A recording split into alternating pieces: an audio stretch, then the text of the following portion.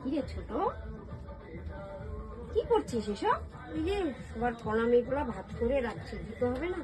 বাহ, মুখটা তো খুব মিষ্টি, আমার দেওরের পছন্দ আছে বলতে হবে। কি বলো না দিদি? বলেছে রে? না না, কিছু বলেনি, এখন আসেনি, যে প্রণামী দিব তাই এগুলো বাই করছি। আচ্ছা সব ঢুকিয়ে রাখ, এখন কিছু করতে হবে না। আমার কি স্বাদ ছিল, কি ছেড়ে বিয়ে দিব, কি এসে জুটলো কপালে। তুই বস, আমি একটু চা নিয়ে আসি। ঠিক আছে দিদি।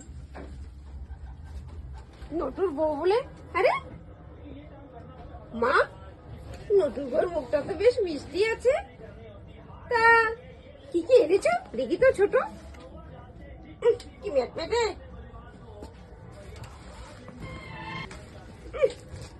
এসব কি শাড়ি, আমার বাড়ির কাজে ঝিরাও পড়ে না।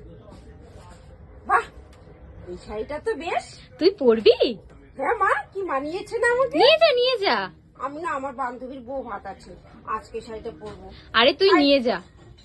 শাড়িটা নিয়ে গেলাম, শাড়িটা পরে পরে পাঠিয়ে দেবো, তাই না? দাঁড়াও দিদি, দেখো এই শাড়িটা আমার বড়দির জন্য এনেছি, তোমার জন্য তো আর ইনি। তুমি না বলেছো এগুলো কাজে লোকও পরে না। তাহলে আমি আমার শাড়ি নিয়ে কেন যাচ্ছি? এটা আমার দিদি ভাইয়ের জন্য এনেছি, আমি দিদি ভাইকে দিব। মা দেখো না, শাড়িটা দিচ্ছে না। আমি কিন্তু রাত করে দিলে শাড়িটা পরবো। কি গো নতুন বউ, আমার একটাই মেয়ে, ও একটু শাড়িটা পরতে চেয়েছে, তুমি দিতে পারছো না?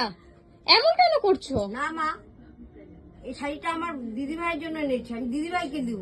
দিদি ভাইকে দিয়ে এটা আমি প্রণাম করবো, আমি দিদি ভাইয়ের জন্য এনেছি। তাহলে মা, দিদি ভাইয়ের জন্য এনেছে, আমরা কি খাও? তোমার কাজের লোক বলে এগুলো শাড়ি পরে, আমার মামার যতটুকু যোগ্যতা ততটুকুই করেছি। মা, এভাবে আমাকে অপমান করলে আমি কোনোদিন আসবো না।